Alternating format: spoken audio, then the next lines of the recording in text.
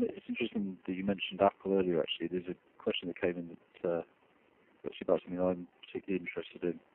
The question is, you say that digital music reduces emissions, but surely the production of computers, iPods, etc., isn't carbon-free.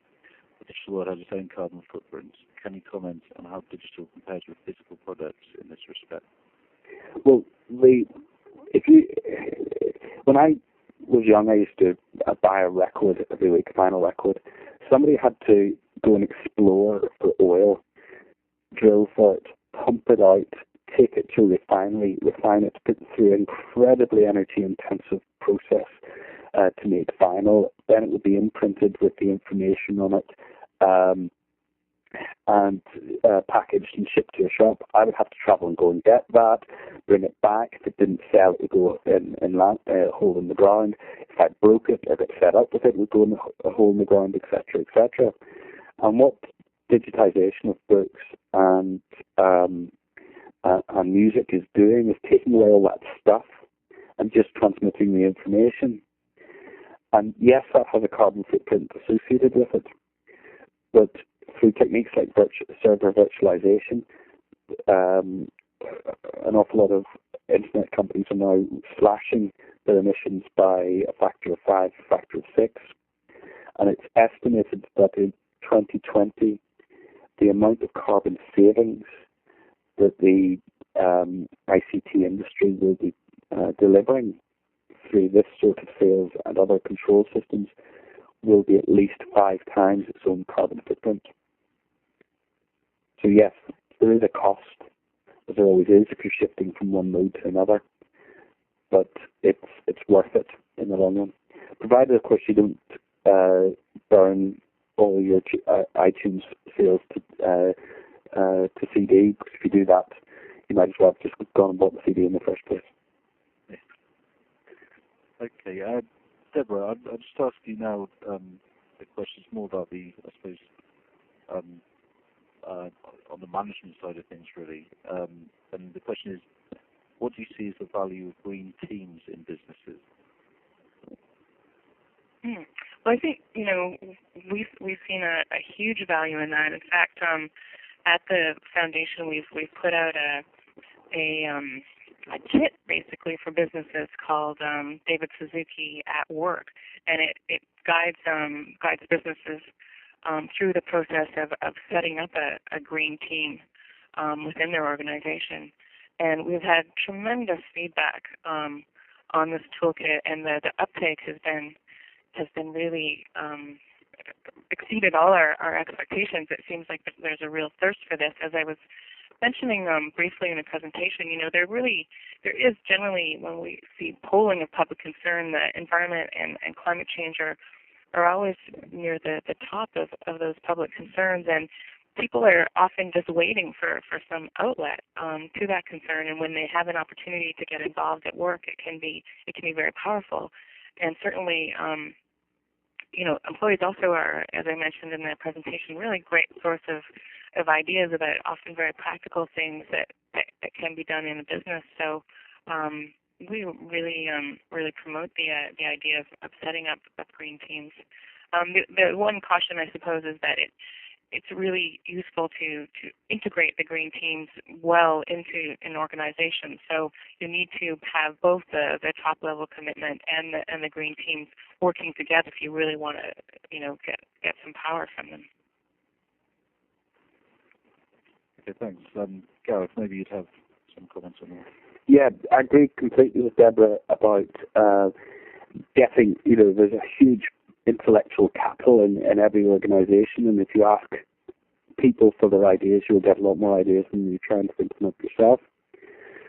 But there's an added benefit as well, that if people have had the ideas, then they're far more likely to support their implementation rather than being told what to do. And in my consultancy business, I've moved away from walking around with a clipboard pointing at inefficient lights or machines not properly set up and writing reports and telling them what to do, to taking a more participative approach of sitting down with teams, ordinary employees, and getting them to come up with the solutions pushing them probably in the right direction, but it's their ideas, and then they tend to take them home and run, take the ball and run with it, rather than just reading the report and say, oh, we really must do this sometime. So it doubles up in terms of, I suppose you get a cascade of benefits. You're getting more ideas, probably better ideas, and they're more likely to be implemented because the people who control whether or not they're going to be successful are in the driving seat. Thanks. We've got just under 5 minutes left. I'll try and give them a couple more questions. Gareth, I've got one here, and this relates to a particular policy that you mentioned. Do you think changes in attitudes in British business could lead to the introduction of feed-in tariffs? Do you see this as a natural step towards a more sustainable business climate? And Deborah, I suppose this could relate to particular US states as well. The quick answer is we're getting a feed-in tariff as of April 2010. And it's been a big debate about how high that tariff is going to be set, because the big energy companies don't actually want a big feed-in tariff, because they don't like lots of small generators selling electricity to the grid. And under the current system, it's all but impossible. One company I know just dumps their excess renewable energy on the grid because they say it's not worth going through the sales process. But the feed-in tariff changes all that and makes a much better proposition. And the government shifted from their original position, and they are going to give a healthier feed-in tariff here in the UK than was expected, although some of the renewables companies are lobbying for even more. And do you feel that changes in the attitudes of businesses apart from renewable energy companies have anything to do with that? I suppose a lot of the traditional generators don't want to be seen as part of the problem. They want to be seen as part of the solution. What would be interesting is the take-up not only amongst the general public of the feed-in tariff, but of companies like the Belgian paint manufacturer whose roof I showed a picture of in my presentation. When people start to see it as a way of generating income in different streams.